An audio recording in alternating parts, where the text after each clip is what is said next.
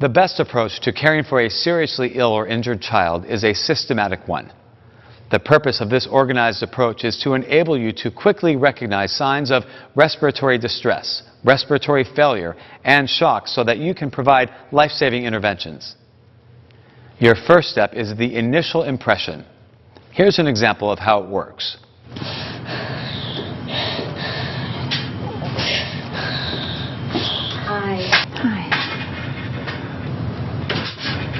The initial impression is your very first quick observation. What you see and hear when you first encounter the child before you even touch him will determine how you proceed. Questions you want to ask yourself are, how does the child look? Is the child breathing normally? And if not, what is different about the breathing? Is the child's color good? Does the child interact? Is the child conscious? Are there any obvious outward signs of circulatory problems? Any change in skin color or bleeding? Basically, in the initial impression, you evaluate the child quickly for any obvious life-threatening conditions. If there's no life-threatening condition, you will proceed with a systematic approach, the evaluate, identify, intervene sequence. If now or at any time during the initial impression you find that the child has a life-threatening condition, you should immediately begin resuscitation or other appropriate interventions and activate emergency response.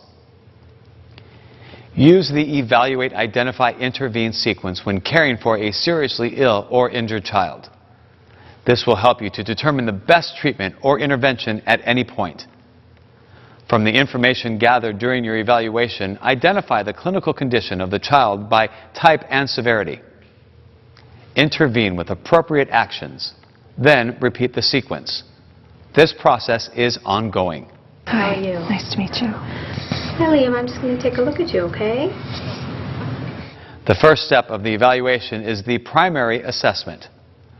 The primary assessment uses an ABCDE approach.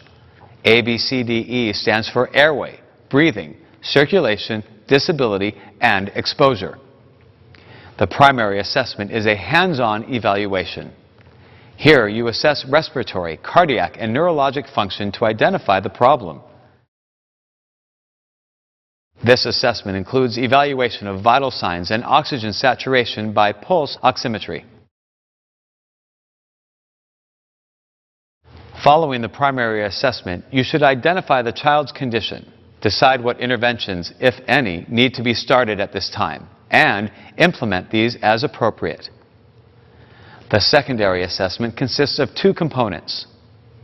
The first component is a focused history which can easily be remembered by using the mnemonic sample, which stands for signs and symptoms, allergies, medications, past medical history, last meal or liquids consumed, events leading to the presentation.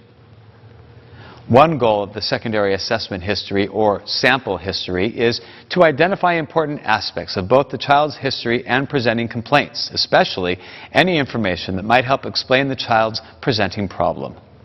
The second component is a focused physical exam. The thoroughness of the physical examination is based on the patient's presenting symptoms and history. At times, a complete head-to-toe examination may be deferred until serious conditions are adequately treated or to avoid excessively agitating a child with upper airway obstruction, for example. The diagnostic test uses ancillary studies to identify problems and guide treatments. This includes tests such as laboratory studies, X-rays, arterial blood gases, and an ECG. The diagnostic test is important for the thorough evaluation of any sick or injured child in order to determine a plan of intervention.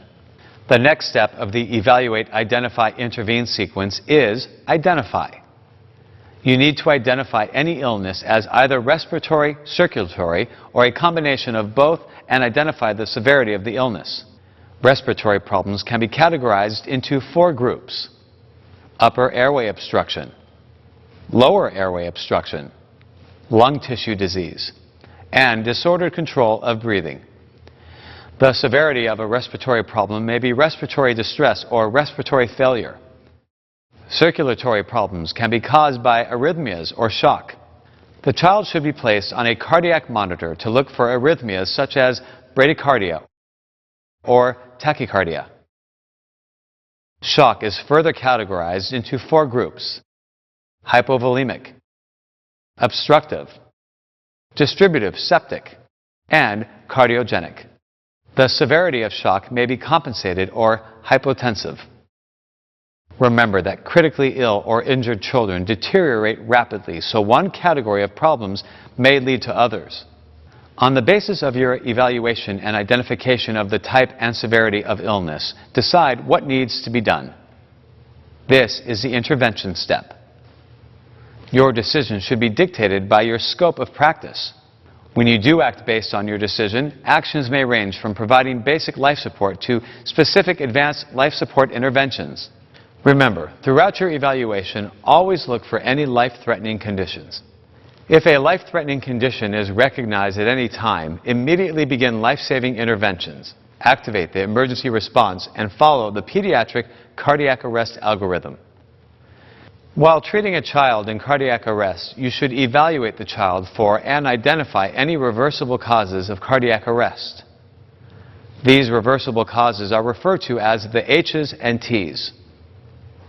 You can easily perform assessments for these potentially reversible causes during the resuscitation. Begin your search for potentially reversible causes at the child's head.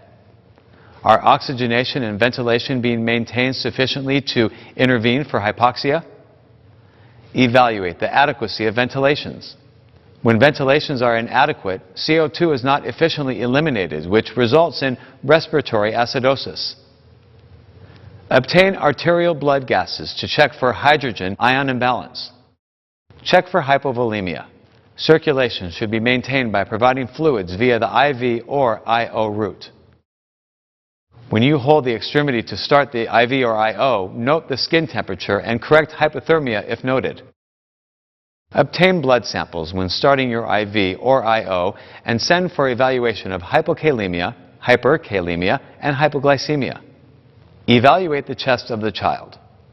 Is there something going on with the child's lungs, such as a tension pneumothorax or a pulmonary thrombosis? Evaluate the child's heart for cardiac tamponade or coronary thrombosis. Finally, consider what is in the child's stomach. Did the child ingest any toxins? And remember, the evaluate, identify, intervene sequence is a cycle. You will repeat these steps throughout every stage of the process. This concludes the initial presentation of skills and information for the PALS course. Coming up, you'll get the chance to apply what you've learned.